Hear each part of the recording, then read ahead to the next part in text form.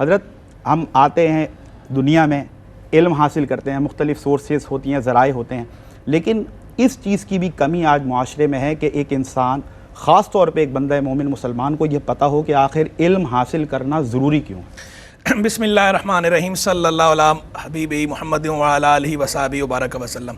دیکھیں رئیس بھائی، سمیر بھائی، آپ کو عادت ہے آج پیر والے دن عادتاً بالکل صحیح کہا آپ نے، روحانی طور پہ موجود ہے۔ اللہ تعالیٰ نے بھی خوش رکھے اور آپ کو بھی خوش رکھے۔ تو دیکھیں، ایک ہے ظلمت تاریکی اور ایک ہے نور روشنی۔ تو جس طرح اندھیرے میں بندے کو کچھ نظر نہیں آتا، کچھ سجھائی نہیں دیتا، کچھ دیکھنا ہو تو دیکھنے کے لیے نور درکار ہے، روشنی درکار ہے، وہ روشنی جو ہے بندے کو دکھاتی ہے۔ تو ایسے ہی جہالت جو ہے وہ ظلمت ہے، وہ تاریکی ہے، اور علم جو ہے وہ نور ہے، علم روشنی ہے۔ بندہ اس روشنی کے ذریعے ہی دیکھتا ہے، وہ روشنی ہی عیاں کرتی ہے کہ کیا چیز درست ہے، کیا چیز غلط ہے۔ صحیح اور سقیم کا فرق جو ہے وہ اس علم کے ذریعے ہوتا ہے، کھوٹے اور کھرے کا فرق اس علم کے ذریعے ہوتا ہے، صحیح اور غلط کا فرق اس علم کے ذریعے ہوتا ہے، رطب و یابس کا فرق اس علم کے ذریعے ہوتا ہے، غث و سمین کا فرق اس علم کے ذریعے ہوتا ہے۔ تو یہ علم نور ہے، یہ علم روشنی ہے، جو اس کے دائرے میں جو چیز آتی ہے وہ نکھر کر سامنے آ جاتی ہے، عیاں ہو جاتی ہے۔ تو علم اس لیے ضروری ہے تاکہ بندہ فیصلہ کر سکے، بندہ یہ فیصلہ کرے کہ کیا چیز صحیح ہے، کیا چیز غلط ہے۔ اس کے لیے علم ضروری ہے، اس کے لیے تعلیم ضروری ہے، ہر سطح پر۔ یعنی ایک ہے افکار، خیالات، اعتقادات، ایک ہے اقوال، ورڈنگ، اور ایک ہے اعمال، ایک ہے اخلاق، اور ایک ہے احوال۔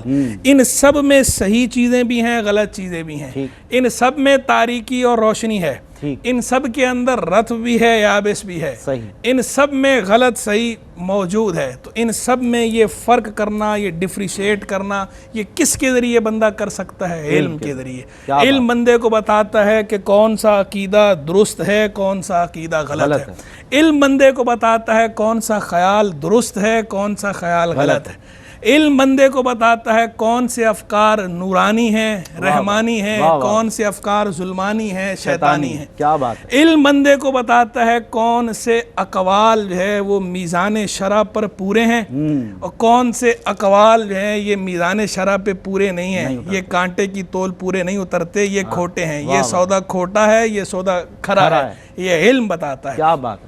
یہ علم بتاتا ہے کہ کون سے احوال رحمانی ہیں، کون سے احوال شیطانی ہیں۔ یہ علم بتاتا ہے کون سے اخلاق ایمانی اخلاق ہیں اور کون سے اخلاق شیطانی اخلاق ہیں۔ اخلاق کے اندر بھی سوء اخلاق بھی ہے اور حسن اخلاق بھی ہے۔ تو یہ ساری چیزیں، یہ سارا فرق کس کے ذریعے ہوتا ہے؟ یہ علم کے ذریعے ہوتا ہے۔ تو علم ضروری ہے صحیح اور غلط میں امتیاز کے لیے، کھوٹے اور کھرے کو پہچاننے کے لیے بنیادی معرفت ضروری ہے۔ آپ دیکھیں ہمارا جو دین متین ہے، اس کی جو پہلی وحی ہے، پہلی وحی کا آغاز کس سے ہو رہا ہے؟ اقرا، اقرا، محبوب پڑھو، اقرا سے ہو رہا ہے۔ یعنی پہلی وحی میں ہی یہ ارشاد دے دیا گیا، ارشاد رحمانی کیا ہے کہ آغاز علم سے، اس علم سے آغاز ہونا ہے۔ یہ علم وہ ہے کہ جس کو اللہ تبارک و تعالیٰ نے ابو البشر سیدنا آدم علیہ نبینا علیہ السلام، ان کی جب وجہ فضیلت ظاہر فرمائی ہے تو وہاں بتایا ہے نا، وَعَلَّمَ آدَمَ الْأَسْمَاءَ كُلَّهَا، اللہ نے آدم کو ساری چیزوں کے نام سکھا دیے، تعلیم فرما دیے۔ علم اور تعلیم کی اہمیت دیکھیں۔ علم وہ ہے کہ اللہ نے اپنے محبوب کی شان ظاہر کرتے ہوئے فرمایا وَعَلَّمَكَ مَا لَمْ تَكُنْ تَعْلَمْ وَكَانَ فَضْلُ اللَّهِ عَلَيْكَ عَظِيمًا۔ پیارے سکھا دیا، تمہیں تعلیم کر دیا وہ جو تم نہیں جانتے تھے، اور اللہ کا تم پر عظیم فضل ہے۔ اس علم کو، اس تعلیم دینے کو اللہ فضل عظیم سے تعبیر فرما رہا ہے۔ یعنی یہ جو علم ہے یہ فضل عظیم ہے، یہ فضل عظیم ہے۔ اب یہ سمجھیے کہ جو علم ہے یہ فضل عظیم ہے، ٹھیک ہے، یہ علم وجہ فضیلت ہے، ٹھیک ہے، اس علم سے کھوٹے اور کھرے کا فرق ہوتا ہے، اس لیے ضروری ہے، لیکن یہ تب ہے کہ جب وہ علم علم نافع ہو۔ حدیث میں تعلیم فرمایا گیا نا کہ اللہ سے علم نافع کی دعا مانگو۔ خود حضور نبی علیہ السلام کی جو دعائیں منقول ہیں ان میں اللہم انی اعوذ بک من علم لا ینفع، اے اللہ میں تیری پناہ چاہتا ہوں اس علم سے جو نفع نہ دے۔ بے فائدہ نہیں، نفع بخش علم ہو۔ تو نفع بخش علم کون سا ہوتا ہے؟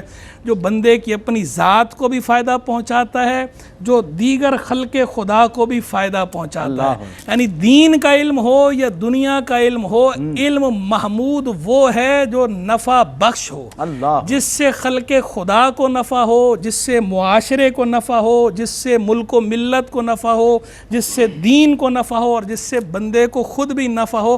ورنہ تو ایسا ہی ہے کہ آپ کے پاس دوا موجود ہے لیکن آپ دوا استعمال نہیں کر رہے، تو دوا رکھی رہے، دوا تو ہے لیکن اس دوا کا فائدہ نہیں۔ وہ کہاوت ہے بڑی مشہور، علم بلا عمل کا شجرہ بلا ثمرہ، بغیر عمل کے علم ایسا ہے جیسے بغیر پھل کے درخت کے۔ درخت کی اصل قدر و قیمت تو اس کے پھل سے ہے نا۔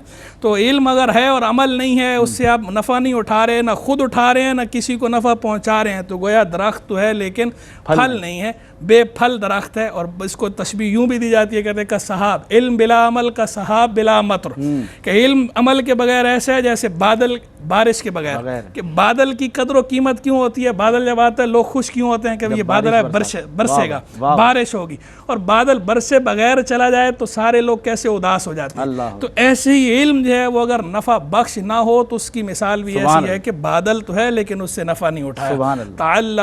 تعلموا فَإِذَا عَلِمْتُمْ فَعْمَلُوا، حضرت عبداللہ بن مسعود کا فرمان ہے، سیکھو، علم حاصل کرو، علم حاصل کرو۔ پھر کہتے ہیں اب علم حاصل کر لیا تو اب عمل کرو۔